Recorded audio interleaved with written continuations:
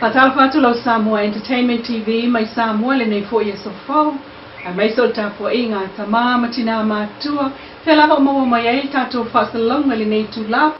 O loo whanga solo i pēa le whatal no ino le teu unga o le tula whono whainga palo te le pale mene o le so, talu mai ana nafi.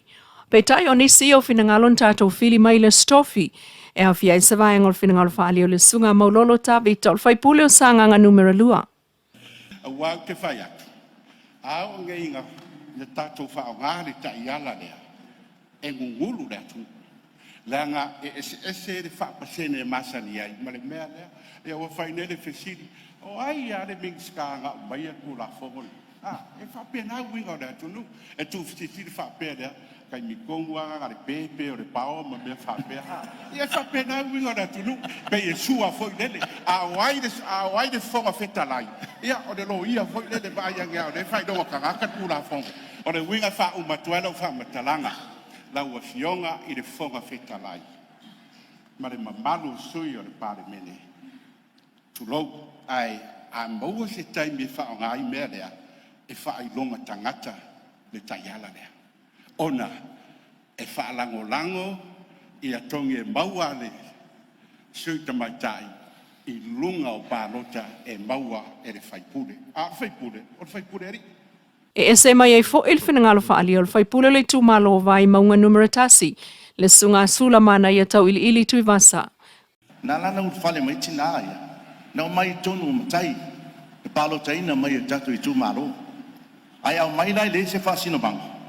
Ia tu lou le maota le ne luinga la o sui le au mai. Nā tia pasi ama inu inu kofe. Wai leo I whainga luenga wai le ropo whea tu malo o mai ai. Ai pita iane leo mai ai tu malo le na palo taina mai. Le nganga nai whataua fo nei mota. Tūlanga po I le amainga tūla pono sei uma whamsinonga. Te ena fo I.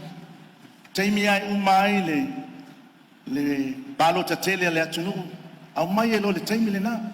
Peta ina atangia I le whinangalo whaali o le whaipule, o le sui whonga whetalai o le mota mai ainga le tai, lona fasilingia o le laasanga pe atu malo se whaipule tamaitai sa atoa I le numera o tamaitai o le palemene. A whapea se sui tamaitai ua malo mai le whainga pālota tele. O fili e le tū malo, o le sui tamaitai, o le sui filifilia le o le tū malo. Ai ina ua whai le sa ilinga ma le filinga e toe wha atoa le ono lea. Ai toe mai ai sui tamaitai e to lua ua tolu sui tamaitai. Pe a wha pe tupu. O vai liu umai o le tūla whono leo te tilo ia uia ma le usunga whono nei tū maro. Tu lau na ngana. A tū maro la sui tamaitai leo o filifilia o le whaipule filifilia leo le mota. O le ala whatinonga le pālota le pailix. Matali foi tau iai le fionga le teitai, o le HRPP sunga tula e pasai le malia le ngaoi, e peo na mole mawina le whai unga le whaamsinonga mai le pālota tele lu o lua tasi. O le whainga lea sa tātou sa wai. Le se pālota e tue whaia. Ai whiwhiri mai I te maitai. Sa o le whainga pālota taluai. Po whelava le tū malo pitu sili o le maurunga o le pasene. Le lana le wha pasene ai. O na whaingo fie o na whetuna o na mauango fie. E whea fo I ma pito a meo tonu. I tū malo te tele. Mai tū malo la I ki tusa leila tu avanoa. Pe a wha pasene. Tusa leila avanoa. O le tū malo e luafe, ma le tu malo e vapse lau. O te maitai la, sa tau wā o mai tu malo ia. Fili mai a le te maitai pito maurunga ia pasene. E toi whātu mua le pūlea, le sa maninoa. I le whai unga whamasilonga taluai. Ia le tulanga le toi alo swenga palota. Ai fili mai a ia le te maitai fa vai lungo pasene. A toi tu foi las fa la veces foi e tu malo. A fia se te maitai.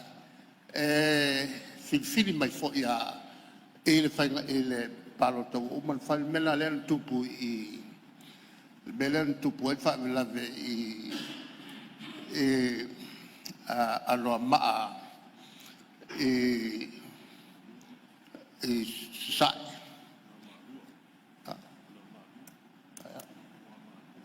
no ma lua no fionga ono le tulanga lea a fo e tau sa ton ai ole faiale unga fa muslo a wo fatali se umal fa nga palota la la tau te ai e sa ranga yen fai a wo fatali la le al fai lo fa nga palota tua saulo wa maulunga le pasende o fakase ai fa le kong wai ia le tinane mai ano ama anu melua la na le no almata o pu fa masilonga fai ile tatu fa masilonga ia se fo fa alfa masilonga a wole mulmuli ile fa vai le lanto o mai ia fa masilonga mai fa sa o melna ona o se fainga na fai fa masilonga fa mariai le mele o tupu talwai le tolo umio le mea le tawai le sanranga le la mai el suyo o falata awal to fatali a umalo le fainga palota fai lo le forno loma ma fai unga a lo fa msinonga fai pe fa msinonga la to O lo wha ngā solo i pēr wha tala no ino te taungol tu la whono whai ngā palota il pāle mene il nei vai aso.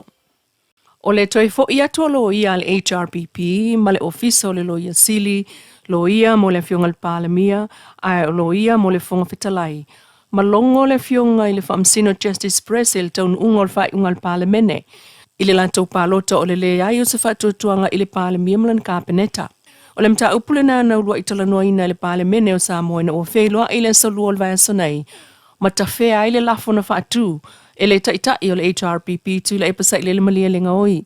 O le lafo le nae so o tanga lava, i le mta upuna o latou avane i le whaamsinonga mawalunga, ina ia whaava noa le no fōl pāle mia mal kāpeneta i le pāle mene o Samoa. Ma ta whea i lava i le asolua ina ua alu motu le vaenga whaupu whai le whaasi le pāle mene e te ena matongi whafo. Peitai, o le toe fo iane o lo ia il whamsino ngana na fi le stofi lo fitu, pe ona polo ia il whamsino sili. Talu na whaatali iai tawol mangal whamsinonga. Masau no ai lo le lo ia o tu lai mo le HRPP le fionga fui mauno sefo ainu u. E toe whaaui mai i tua le lato lui lea na tal sangai il whamsinonga. E whaalea o ngana fo al pāle miamlan kāpeneta ona wale es whatuatuanga ia il pāle mene. Na talia el whamsino sili Justice Peresel tal sangai whaaui i tua aleli iloia, peitai. E ese na talo sangai whaaui i tua, ai ua ia talo sanga fo ia whamsinonga, mō le tau po o tutongi. Talu o le mta upu lea no lato a vaitu le whamsinonga, o lo o tau lai i ai langona po o whaatalanoanga lau tele le tunuu, ai le ise isi o le whaas i ona tai na iai, sa manatu e avane mta upu le whamsinonga. Ma te e na malosi e loia, na tula e mo le fionga fia me, ma le fonga fitalai fo le sanga a le loia o le HRPP. Talu e le i ai se tulanga whapea, na tupu i le palemene o le palota o le leus whatuatuanga a o le i o anem ta upu le whamsinonga.